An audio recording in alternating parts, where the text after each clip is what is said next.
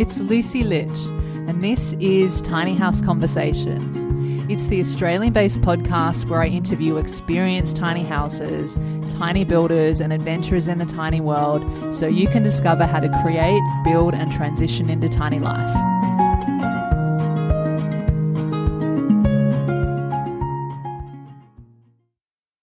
Before we get into the show, I'd love to know, is there a particular topic you'd like to learn more about, or a guest in the tiny house world that you'd love me to get on the podcast?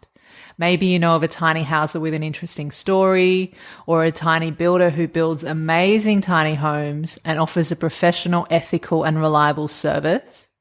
Or maybe you know of other experts or adventurers in the tiny house space who have a message that needs to be heard. Whatever the case, I'd love to hear from you, and you can head over to tinyhouseconversations.com/request. If you enter your guest or topic request there, I'll do what I can to make it happen for you. Thanks so much. Now let's intro today's episode. Hey, it's Lucy and welcome back to Tiny House Conversations. Today I'm speaking with Cris Edwards and Bryh Joy, who are interior designers based in Tweed Heads in New South Wales and are DIY building a tiny home without any building experience. Cris and Bryh see and feel the housing affordability crisis and want to be part of the revolution. This first tiny home is built on spec and they are filming and sharing the entire journey. As two renters who are terrified of having to move again and unable to afford to buy, they can see that their future is in a tiny home. They're determined to build the most beautiful tiny home in Australia from the perspective of women and are confident someone will want it for their home, Airbnb, or vacation house. They have no idea what they're doing, but are excited to be part of this community and learn along the way, sharing their ups and downs as they go. And in this conversation, we talk all about their DIY tiny house building project, the multi-purpose mission behind building their tiny home, women in building and lady tradies. We also talked about some of the main features they'll be including in their tiny house, some of the challenges they've experienced during this project, and lots more. This was such a fun conversation, and you'll notice that throughout the episode there are many laughs. Bryh and Cris are so playful and friendly and fun and silly, and they bring lightness to every situation, it feels like. And you can't help but smile or laugh as you hear their story, and they're such an inspiration, and I can't wait for you to hear it. So, on to the show with Bryh and Cris. Cris and Bryh, welcome to Tiny House Conversations, and thank you so much for joining me on the show today. Hey, we're stoked to be here. So happy to have you here. And both of you are interior designers, you're single mums and your best friends.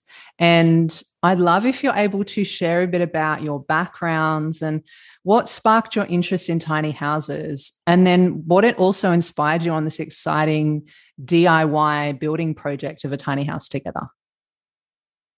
Bryh and I met a few years ago. And Bryh was really interested in interior design, and she was going through a bit of a difficult period in her life, which we can talk about later, but we'll do the short version. So I offered to mentor her, and she used to come around a couple days a week. And then I was like, geez, she's actually pretty good. She's like a really good designer. And then it's like 2 days turned into 3 days. And then pretty soon we were like sister wives, yeah, or as we like to say, non-sexual life partners. Yeah, well, pretty soon it kind of switched from Cris helping me to then me helping Cris in an assistant way, and then it just evolved. Like, and then suddenly we're like collaborating with other business ideas, and so it went from her helping me to me helping her to then working together. Partners, yeah, and having a shitload of fun while we're doing it. So we struggle with like actually switching off from work. Like, we're always talking about work stuff in personal hours and vice versa. But it's not a bad thing. Like, we're genuinely excited. So we, as you know, being interior designers, and I've done it now for 25 years, it's a wonderful career. I love it. Bryh loves it. But everything we design is for other people. We're taking their dreams and their ideas and making them a reality. And I have had so many ideas that I haven't been able to express because I just haven't had the right client. So we kind of had the same fantasy that I think so many people have, which is like, oh, let's do a fixer upper. Let's buy a house and renovate it. We're going to do better than anybody else. We're going to kill it. And we thought maybe if we pool our resources and maybe borrow from every single person we know, we can do that. And then, oh my gosh, the property prices in the last 2 years, insane, right? Yeah. So that just completely went out the window. So then I was like, what little thing could we renovate? So I thought, oh, maybe we can renovate a caravan. So I started looking into it, and I thought, and I was kind of excited, but I could see a lot of people were doing a pretty good job at it. And then a friend of ours, he's like, nah, you need to build a tiny home. Yep. And I'm like, what's a tiny home? Yep, that's when I thought she was talking about doll houses. I didn't know what she was banging on about with tiny homes. So we started doing research, and I thought, wow, let's not renovate anything. Let's build something from scratch. Yeah. And then, so the kernel of the idea was really probably about like our egos and design and wanting to just do something ourselves.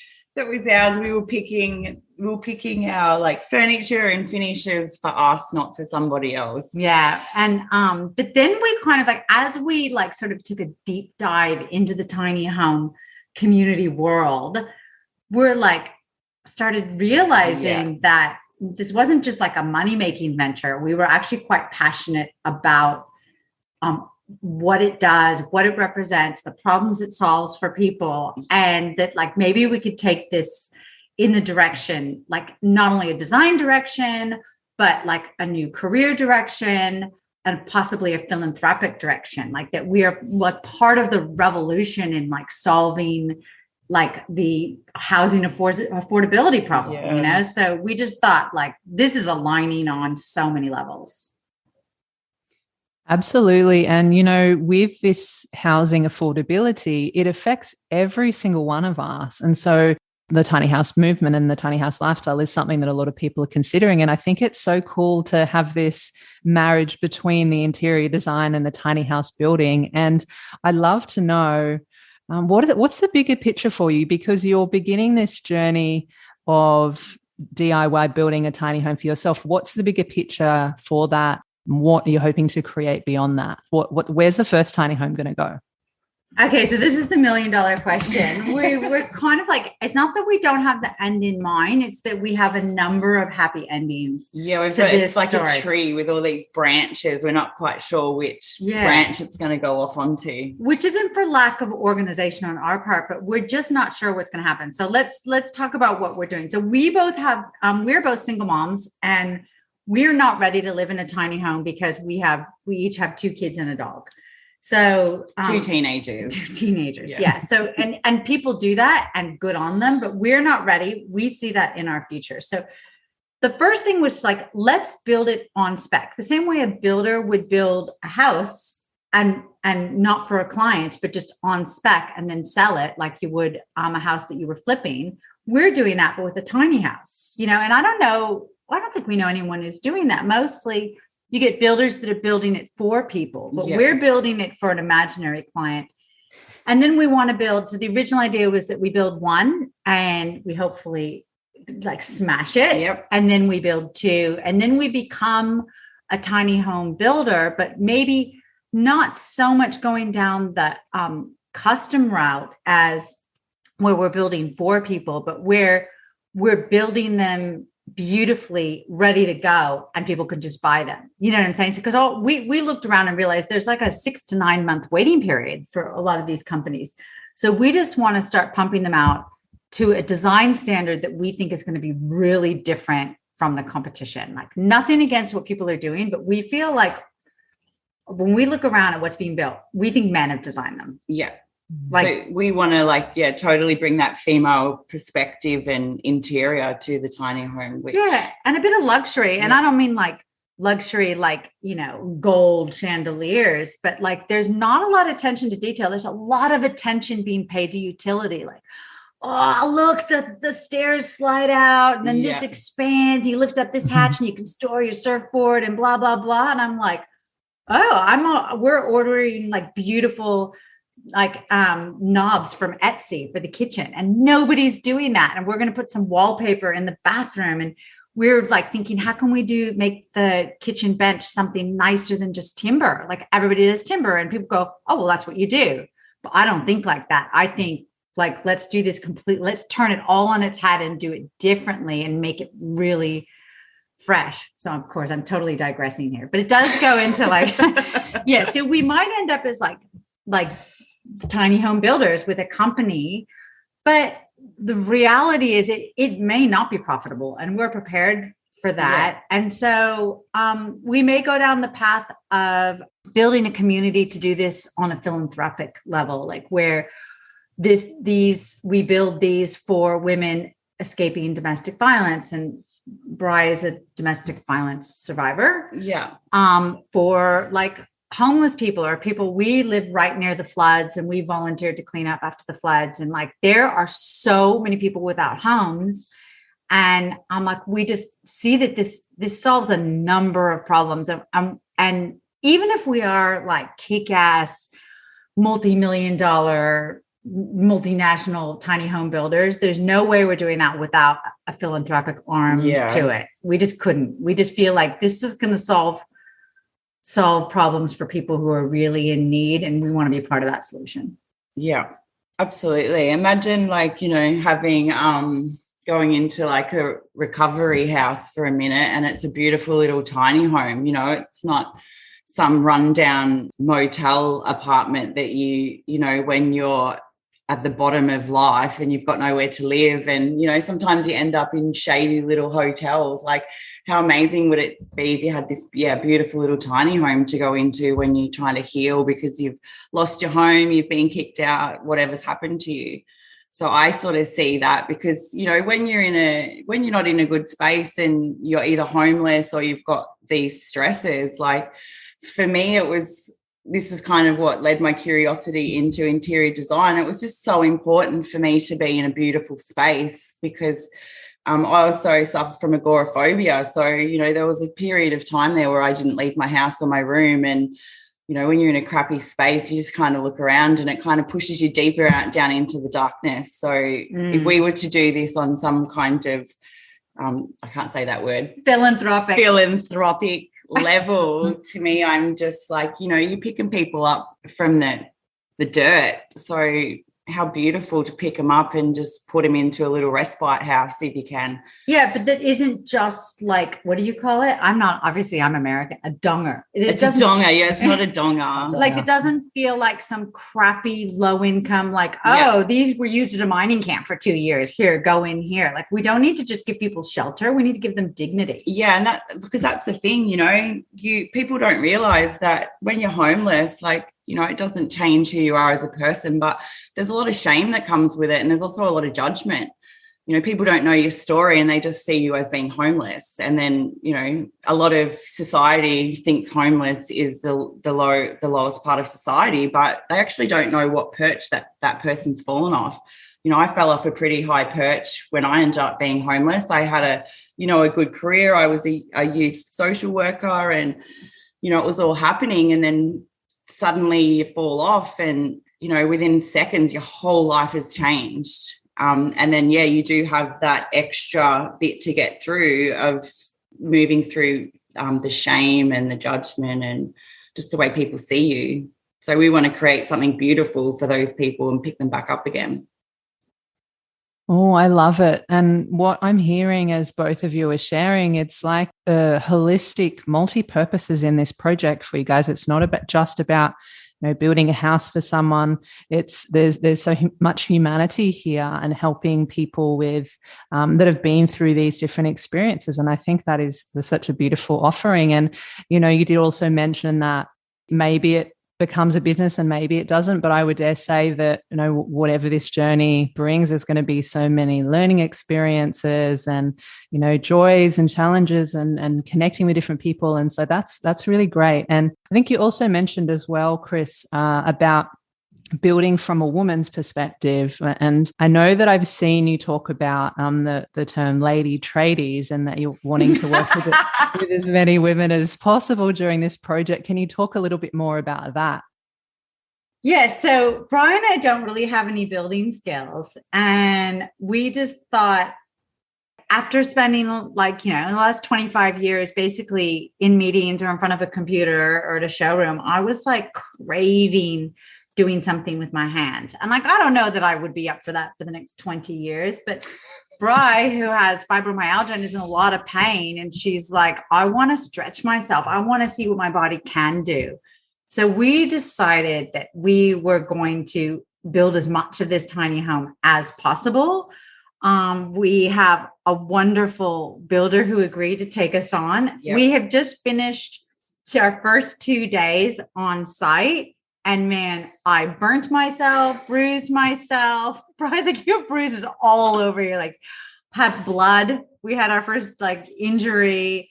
And Bryh goes home and it's like a truck's run over her. And yet we could not be happier. And the response that we're getting from the men, it's great, is amazing. Yeah, amazing. Like they're so stoked to work with us. They're encouraging. Like we've had companies like Trade Tools and Racine and be like, we need more people like you. We love what you're doing and offering to help. And somebody drove by, is like, oh, I could, take my forklift and help you get your roof on if you want. Like, honestly, I give guys credit. They're not looking for a date with us. You know what I mean? But they are like very helpful. But we also want to reach out to female trades. So because we really we're not all about women, but it's a space where we want to encourage it. And then just by being on Instagram and, I guess following the hashtag of Lady Tradies, there's some epic women out there doing some awesome stuff. So we've got a female electrician that we've found to get on board. It was like finding a needle in a haystack. That was hard, to find female tradies. We can find a lot in Melbourne and stuff, but we were really struggling with it to find female tradies up here on the Gold Coast. And what did we learn this morning? Our builder Mick, who's like full old school builder, he still wears his volleys. Yeah. He's got 2 teen daughters, and we're like, oh, do they want to come help? And he went and talked to them. He's like, they do. And my one daughter, she's amazing at tiling. And we're so excited to have them come by. They're excited. Yeah. And we're feeling a lot of excitement and love from other female tradies out there in the social media universe. It's pretty cool. There's like a real positive vibe. And we're getting a lot of really cool feedback from the men too. Yeah. And not in a just in a we're champions. I think they think it's cool. It's just kind of that simple. They're kind of amused. They are very amused. We get lots of head shakes from our lead builder. Yeah. I'm sure there are moments that he may use words to his normal employees, but he just shakes his head at us. Yeah. And there's lots of fun. We have lots of fun on site. We have so much fun. We literally don't stop laughing. And then we fall into a heap at the end of the day. I can totally imagine that, just watching you guys online. I can see how much fun you're having. And even just talking to you now, it's infectious. And I think it's really inspiring what you're doing too, because and just speaking from my own experience as a woman, and, I'm going to be having my tiny house built later in the year, but I've had this limitation of I would love to learn all these different skills and carpentry and cabinet making and stuff like that. But there is this limitation as well. And seeing what people like you, and then I've seen a few other women build their tiny home or, get a bunch of friends together and do it. And so it's just, I think it's really inspiring, and I suppose pave the way for others to maybe think about, well, maybe I can do it, maybe you can. Yeah, totally. In case you can't tell from our voices, I'm 50 years old. Bryh's 41 years old. We don't have any skills. We walked into Trade Tools and we're like, I did not know what anything even was. We had a little list. Yep. We watch a bit of YouTube. We do some research online. We ask questions. We ask for help. We don't pretend we know something we don't, but it's not rocket science. We're not trying to become brain surgeons. There's nothing that we can't learn to do. And if it's beyond our capabilities, we pay someone to do it. Yeah. And there's a lot of gratification in it. This morning, I've just been drilling so many holes. drilling so many There's screws. a lot of drilling. There's so much drilling. I tell you what, the back of my neck and my arms are like, oh, but there's just so much gratification in it. Like after an hour of screwing, I'm like, yes, I've mastered the screw. I'm in the like screw like flow, and I'm like, yeah. And then I get cocky, and then I like snap a screw, like I snap the whatever the drill bit. Mick just shakes his head. I'm like, well, that's number 2 for this morning. And then, I challenge myself to go, right, no more breaking, and then get back into the flow. So, yeah, just something as simple as drilling, I find so much gratification in it because I'm actually doing it. Yeah. Yeah. And you're learning a new skill, and it's going to go into something that, you really care about and that's meaningful for you too. So I love that. And I'm curious as well. So just like this whole process that you've both been going through, from idea to research to the design process and now starting the build, what has that been like? And are there, any challenges that you come up during that process? Well, I think that I'm going to take a step back and kind of comment also on what Bryh just said, which is that I've had a lot of business ideas. I've been quite entrepreneurial in my life, and some have succeeded and some have failed, but generally like I'm focused on the goal, the outcome, right? Whereas with this, I have focused on and genuinely enjoyed the journey, the process. Like I am excited to build this tiny home. Like, yes, I want to make money at the end, right?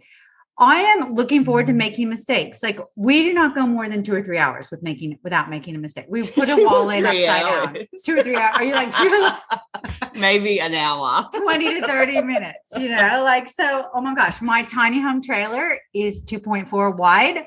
All of my frames are for a tiny home that's 2.45 wide. So like, there was some extra welding. There was some, like, we solved it. Like, I would say anybody who's thinking of doing this themselves or even doing part of it themselves, get ready to make mistakes. Get ready to pull those screws back out. Get ready to scratch your head and be like, well, we've got a problem. And then like to start solving it. And I guess we've gone into this with such an attitude of like humor. And like, I wonder what the next problem is going to be. I wonder where we're going to lose money. Like, I wonder and I'm constantly like that mistake when other people would come on site and they'd be like, oh, why are you doing this? And Mick would very respectfully say like, oh, well, the framers didn't make it this, whatever. I'd be like, because I screwed up, because I didn't tell the trailer guy and the frame people the same dimension. And I'm like, it's so empowering to own your mistakes and have a bit of a laugh at yourself or anybody else that makes a mistake. So when I started, what I tried to do, which I have done with past businesses, and I would encourage anybody to think like this, is I am very goal oriented, but I can put blinders on and be like, I'm going to make this happen come hell or high water. And you don't see the warning signs. You don't see the stop signs. It'd be like, hey, maybe this isn't a good idea. So as I went from like, oh, let's just do some research. Let's call some tiny home companies. Let's go to the tiny home show. Let's draw up a floor plan. Let's talk to a builder. Yeah. At every point, I was willing to abandon this. At any point, I was be like, you know what? This doesn't stack up. This doesn't make sense. And everybody I talked to, it was incredible. Honestly, it was incredible how many people would be like, oh my God, you guys are going to kill it. Not like that. So much support, encouragement. And not the kind like your mom or your dad goes, oh, that's nice, honey. That sounds really great. You're so talented. You know what I mean? Like we expect that. It's like people we barely knew were being like, that is rad. That is the best idea I've heard in a long time. Like it was such an overwhelming series of green lights that now we are like, we're in. We're committed. And how was it like a week ago? I really hit a moment of sheer terror. Oh my God, what have I done? What have I done? I've risked my entire life savings. I've borrowed money. I'm dragging Bryzy here with fibromyalgia and PTSD way out of her comfort zone. I'm risking a lot on this dream. What the F was I thinking? You know? And then in comes the humor. Because if we don't have the humor, we can't do it. I just feel the fear. Like that's bravery, right? Being afraid and doing it anyway. I was like, feel the fear and do it anyway. Yeah. And then, and then the more I got into the rabbit hole of researching and looking at tiny homes, the more I just fell in love with the idea and the whole tiny home. And currently, like, my wardrobe wouldn't even fit in the tiny home that we're building. So even just with the mindset for in the future to really like downsize and go minimal and, what do we need all this stuff for? It's just stuff.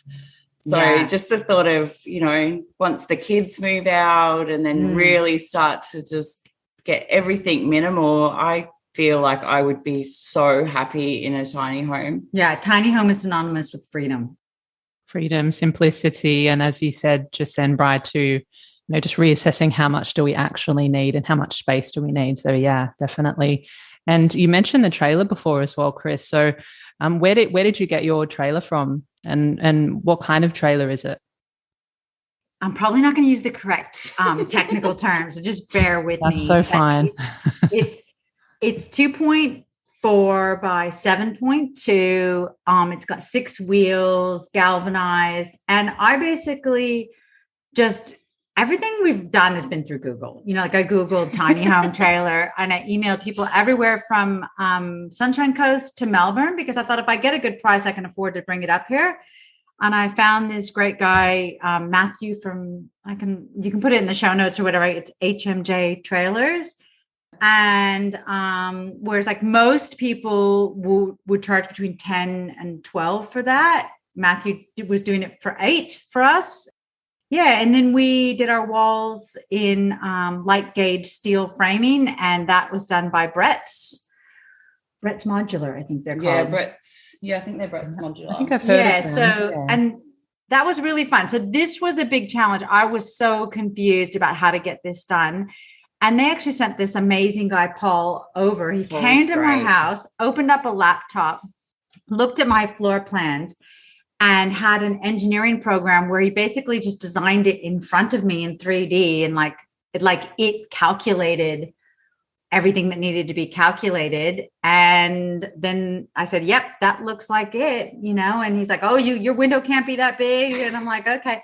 And I really pushed back, and he was, and I would tell anybody that this is what they will most likely experience is being an interior designer happens all the time. You'll get a, no, that's not how you do it, or we don't do it that way. And then you go, okay, I hear you. Why? What can we do? The reason I want this is because this is the aesthetic I'm trying to achieve. And they're like, oh, that's kind of cool. Oh, well, man, we can put an extra post here. Oh, hold on. And then they get all excited because then they're solving a problem for you. So when you get a no, respectfully push, ask for them to help you solve that problem. And then a no turns into a yes. And we have a tiny home design that is not going to look like all the other tiny home designs out there. Like there's no freaking way I was just going to be a copycat. What's the point? Yeah. So, to continue. So he literally, over the course of an hour, like that little engineering program, basically designed up all our walls, and then they made them. The trailer got delivered to the Brett's, who was making the frames, and they just stacked all the frames like a Lego set, flat packed onto the trailer and delivered it to us. And we're now building it. They're so kind of fascinated with us that Paul has actually stopped by a couple times to see what we're up to. Yeah, I'm pretty sure he's coming back today. Yeah. Because we did discover at the end of the day yesterday that we had put one of the walls in upside down. So, and by this stage, Mick, our builder, had left. And then I messaged him when I got home and was like, oh, yeah, by the way, one of our walls is upside down, but no biggie. And he rang me straight away and he's like, did you really just say no biggie? I'm like, it's no biggie, man. Like, and he's like, I'm not going to sleep tonight. And I'm like, well, I am. We were talking about this morning, is that I think that this is not man bashing, but there is a culture that we're discovering. I know from being an interior designer that on work sites can be really negative. Like there's like, you make a mistake, you get yelled at, or it's like things don't go right and like you've had a bad day. Whereas like we expect things to not go perfectly. We laugh. Yeah. And our work site, I'm proud to say, is so fun and positive and happy. And everyone who's kind of coming around is like having a good time. Like the welder pushed another job to come back today. We had a good laugh, a good talk about he's from Israel. And like, it's incredible. And we're like, I know this is super woo-woo, but we're like, why does a work site have to be this sort of toxic, yelling, bad day, go home in a bad mood, negative? Like, unless it's like the sun is shining and everything goes perfect, it's not good. We think every day is good. Yeah. And that's how we're approaching our work site. We're a bit of a revelation to everyone who's meeting us and coming by so far. Yeah, they're like, wow, this work site's different. Yeah. Do you know what, though? Just like listening to both of you, I can really feel this. Not everyone is going to go out and do something like this. Like, people have ideas and, oh, I'd love to do this, and they watch other people and they, you know, all of that. And there's something to be said about, feels like this drive and this go-get attitude, and then this laughing at yourselves and, you know, making things lighter and just more enjoyable. And it's not every day that, you know, people will jump into such a massive project like this, but your attitudes are really inspiring around just how you operate. And maybe every construction site needs a Cris and a Bryh there or something, it sounds like. Oh, yeah. Well, I guess it's like, think about it. Like, if somebody's, you know, listening to this and they're not doing a tiny house on wheels, they're like just building a little extension or whatever. Like, even if you're not doing the building, if you're just running, that you're just hiring the subbies or whatever, like, set the tone for fun, expect mistakes. Geez, we could all get hit by a bus tomorrow. If I got hit by a bus tomorrow, I'd be like, well, you know what? The day before is pretty freaking fun. Yeah. Cris was up on the scaffold today and I was just holding the camera because I'm like, oh, if she falls, that's good footage. Yeah. But she didn't fall. No, I was holding a rope with all my might, like pulling this beam, and then like a really good song came on. So I thought that was an opportunity to just dance a little bit, you know? Why not? Oh, I love it. I love it. I feel like I just want to come to the site that you're building your home. Come hang out. You know? Might set up a DJ soon too. Yeah. Oh, that's so fun. Well, actually, speaking of that, so whereabouts is your house being built? Like, have you had to hire somewhere? Is it on a piece of land somewhere, or where is it being built? Of all places, it's a boatyard in Chindra on the Tweed River, which is about 15 minutes south of us. We live in Tweed Heads, right on the Coolangatta border. So this is really close, less than 15 minutes. And there's just boats there. And our friend, the same one who suggested we build a tiny house, said, oh, I've seen a tiny house. So we called up the guy, Chris. He's like, sure, you can build your tiny house here. And it's, we're just paying $80 a week, which we think is pretty reasonable considering what commercial rent would be if we were to do that. And then once it's at lockup stage, we're going to see, we're hoping we can bring it to my house so that we can just putter around and like pop out on a Saturday if we feel like painting or putting a few architraves up or et cetera. But for this big build where we've got scaffolding and stuff like that, we're literally doing it and we're just surrounded by people's boats. And there's like a work shed down the back where I'm not sure what the guys are doing. I guess they're working on boats. Yeah. And they come and check in on us, see if we need anything. The two people are so nice. We're like a novelty. We're like a sideshow. Yeah, so fun. I love it. And I'm curious to know as well, so just some of the features that you're going to be having in the home. Can you share a little bit about that? Yeah, sure. So, okay, let's start from the outside. I wanted the house to feel like a small traditional house. I am not a huge fan of some of the weird things that people do with their cladding and the weird shapes and cuts on things. You wouldn't do that to a house. So I've approached the design of this. It's like, if I wouldn't do it to a house, I wouldn't do it to a tiny home. I don't want it to feel like a weird caravan. I want it to feel like a beautiful house in miniature. So everything from like the weatherboard cladding to, architraves. And I've put in as many windows and doors as Paul, the framing guy, would let me. So tons of glass and light. There's a big skylight. We decided to go with a loft for the master bedroom. And I did a lot of research and I think most people aren't having a whole family in them unless they're doing significantly bigger tiny homes. So And I didn't want just a couple chairs. I'm like, we need a nice sofa, a nice place to lounge and watch TV or read. So what we've done is at the opposite side of the loft bedroom, which floats over the kitchen or over the bathroom, is we've basically created like a day bed area with a little pop-out window. So it's going to be the size of a single bed, but it's going to have like an upholstered mattress with beautiful accent cushions all around it. So it's like a really generous, you could throw 3 people on there if you're using it as a sofa, or throw the accent cushions on the ground, throw a sheet over it, and it's an extra single bed if you've got somebody visiting you, or if somebody was renting it out for Airbnb, they've got the quote unquote master. And then they've also can throw their kid down on that little single bed. So we kind of did double duty there. We are really just doing those touches that we have yet to be seen. We're going to do kind of an art gallery wall as you're going up the stairs. We're going to do like a cool little jute runner going down the stairs, a Killam rug. We're doing kitchen counters will look like, they won't be solid marble, but we found a product that will look like marble. We've done like copper sinks and taps. And in the bathroom, for example, we have bought like a really cute vintage chest of drawers, which we're going to paint and put funky marble handles on. So that's going to be the vanity. We're going to do some wallpaper. We're actually going to, nobody seems to use any tile. We know that because there's weight, but we're going to actually tile the floor in this gorgeous marble mosaic. We're going to do like a beautiful, probably semi-frameless shower screen. So it's not going to have that, what I feel like is a very white, plasticky afterthought, no color, nothing. We're going to have like a funky mirror. I don't know what, maybe like a gold sunburst mirror, like a Mexican mirror or something. Bathrooms are a refuge. Yeah. I love my bathroom. Yeah. Bathrooms are as important as a bedroom. For sure. Yeah. The smaller it is, the more we need to do to make it like a little jewel. Yeah. Where you just don't even want to leave. You just want to hang out in your bathroom. Yeah. We've got a full-size shower, 900 by 900. Here's another thing. We're putting the washing machine in the bathroom. Why does nobody hide it? They just like stick it in there. I'm going to get a custom little bifold door so it's hidden so you don't see it.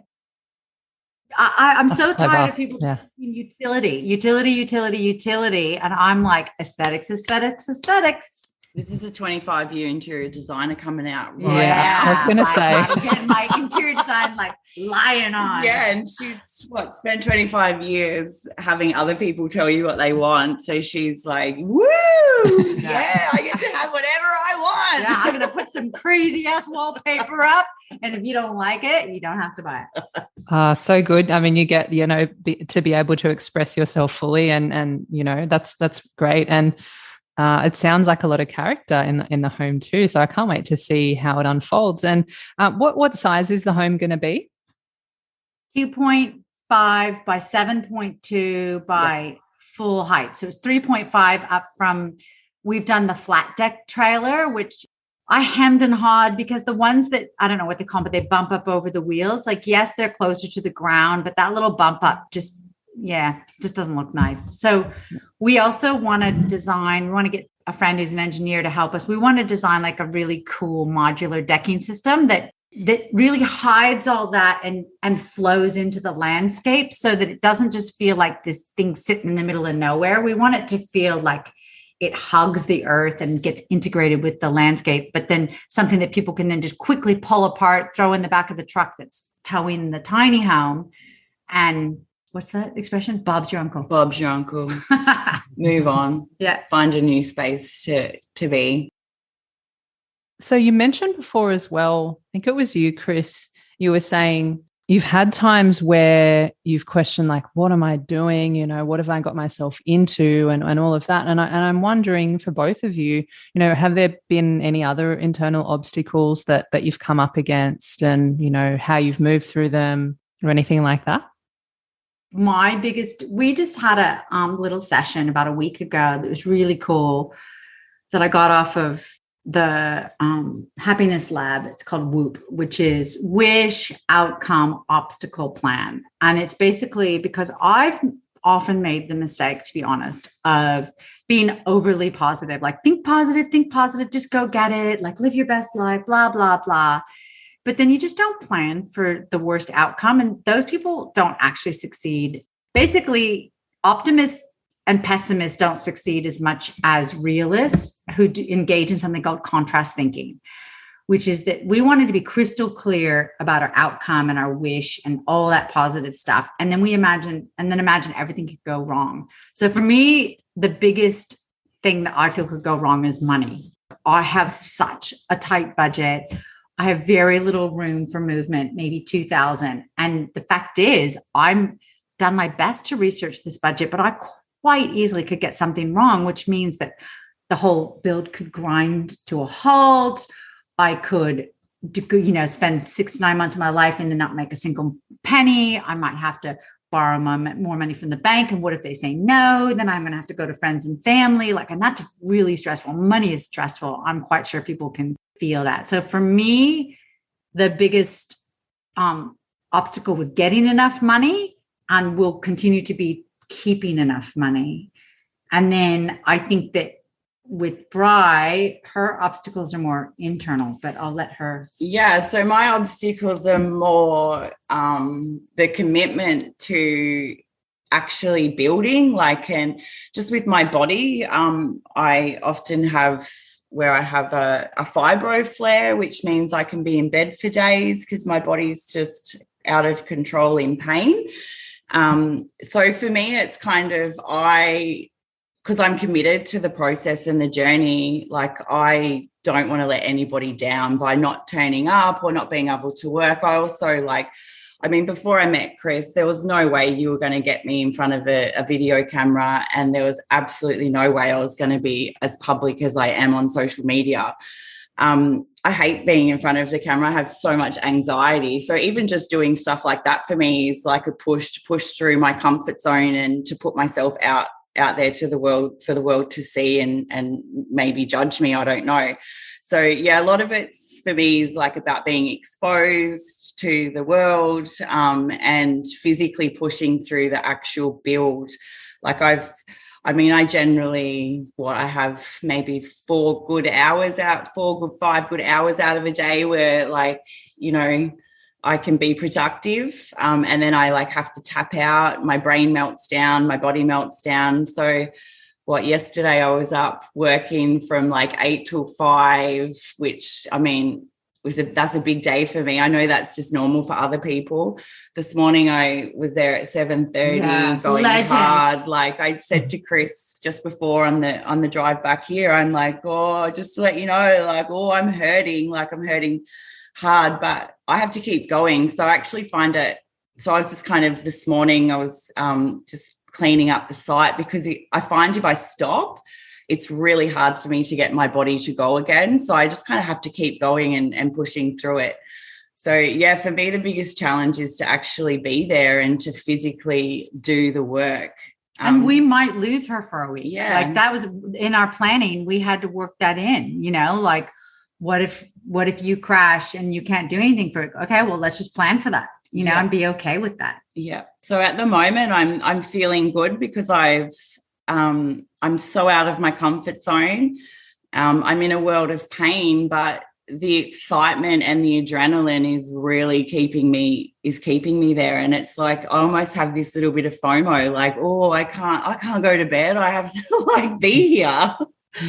So yeah, that's my big sort of internal push is my health, I guess you could say. Yeah. Yeah. Yeah. It's that adds another layer of, I think, inspiration of you, even though you're having those challenges, still wanting to get up and go and, be a part of it. Yeah, that's amazing. And as close as both of you are, and you can really tell that, and I know that, spend a lot of time together and all of that. And I'm also wondering, just during this process of this tiny house journey for you, is there anything new that you've learned about each other? No. And in fact, it's starting to get freaky. We think we're morphing into the same person. We could not be more different. I'm city girl, American, like go to art museums and drinks kombucha and eats tofu. Yeah. And she's a country girl, but she doesn't mind if I call her a bogan. Yeah. Total bogan. She says I've got the inner bogan in me. She says the wrong words for everything. Like half the time I'm like, translate, please. I don't know what you're saying. And yet we will like be texting each other the exact same thing at the same time. We'll show up wearing the same clothes outfit. Always. Or like I'll say something and just as I've said it, Cris is like, oh my God, I was about to say that. Like, or I've got it in my hand because we're like arriving at the same conclusion at the same time. So yeah, if anything, we've just kind of become more in tune with each other. Super intuitive. Yeah. I love it. It's so beautiful. And I can even just as like we're talking today, I can feel this kind of like flow of, when one of you speaks and then the other one picks up on the end, and it's like this beautiful dance. So yeah, I can really feel that. And I'm also curious as well, like for each of you, what's maybe one of the most valuable lessons that you've learned during this project? The mind's a powerful thing. You set your mind to it. You just got to do it. Like, I don't know, like just jump some hurdles. There's always going to be hurdles.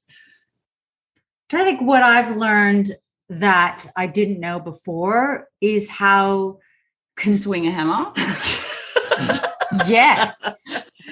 No, what an impact driver is. Yeah. Oh, yeah. I love my impact driver. That's so true because I didn't know the difference between like an impact driver and a drill. I thought they were the same thing, but you need to use both at the same time sometimes. Yeah, but the airy-fairy answer to that question is I think I didn't realize how infectious our enthusiasm and positivity would be for everybody else.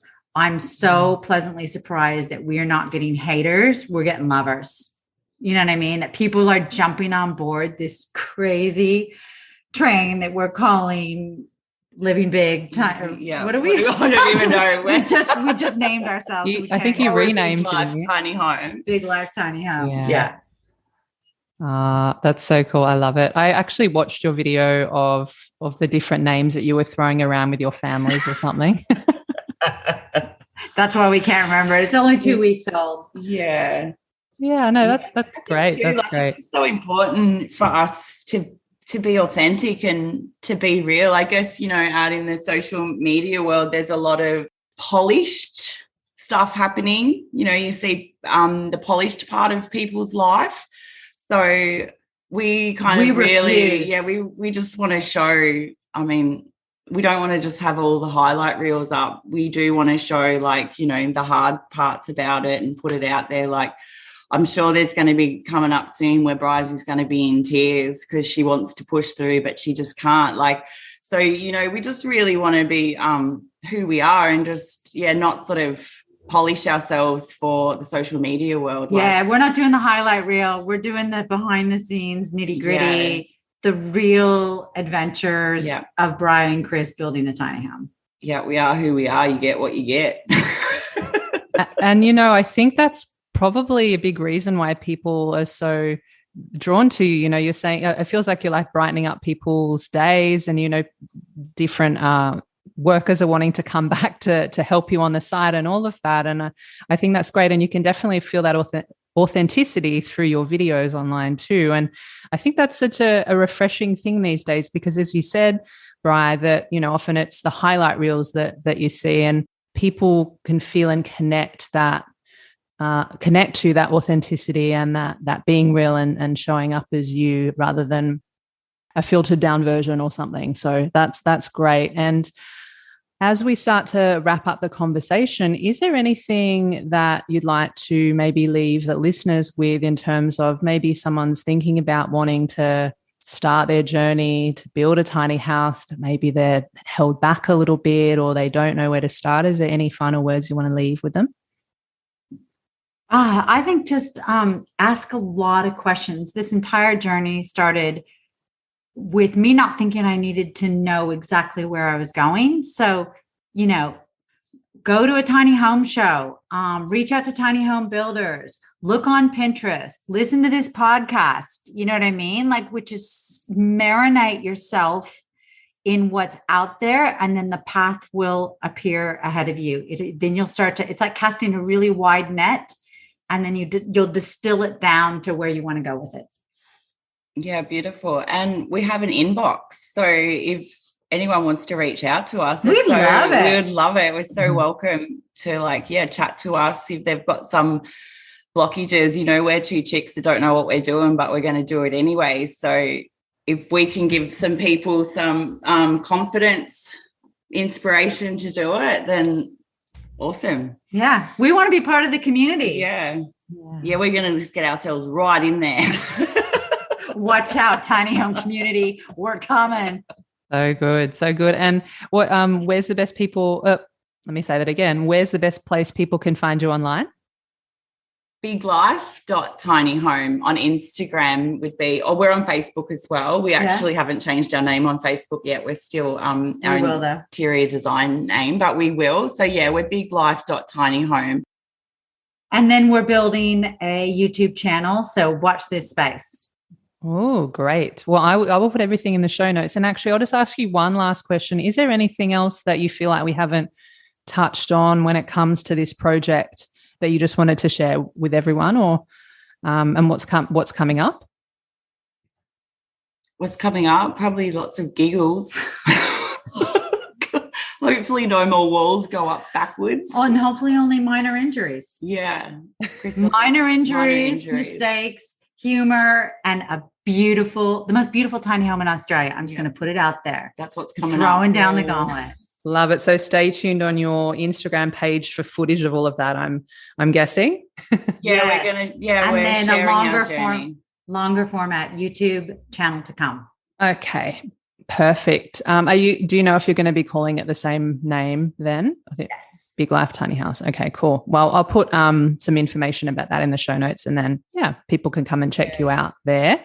Cris and Bryh, I wanted to say thank you so much for your time today. You guys are so much fun, and I can really feel this love between you, and this playful humor, and that so many things. I mean, I've already said it before on the show today, but thank you so much for sharing your story and your experiences, and I can't wait to watch your journey unfold as it happens. And thank you so much again for being here. Thank you so much. Thanks for having us. It's been an absolute pleasure, and we're so stoked with what you're doing and to be part of it. Yeah, your podcast was actually when I was in my tiny home rabbit hole. It was the first podcast that I come across and actually started to listen to in the world of tiny homes. So thank you for bringing that to me. Oh, thank you for saying that. I really appreciate it.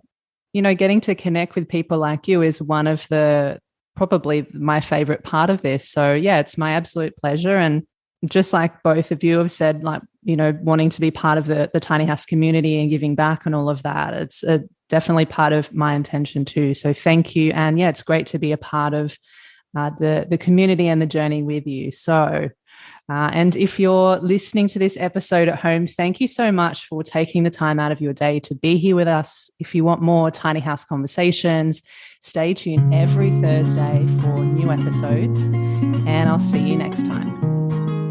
Thanks again for listening. And if you enjoyed the conversation today, you found it valuable, and you want to support the podcast, the best way you can do that is to share the love. That way I can keep bringing you more tiny house conversations to help you on your own tiny journey. So here are 3 ways that you can support the podcast. Number 1, if you have a friend or family member that you feel would benefit from hearing these conversations, feel free to share it with them, email them, text them, send them a telegram, do whatever you need to do to share it with them. Number 2, if you hit the subscribe button, you'll know exactly when the next episode is live. And number 3, if you head on over to Apple Podcasts or wherever you're listening to podcasts and leave a 5-star rating and review.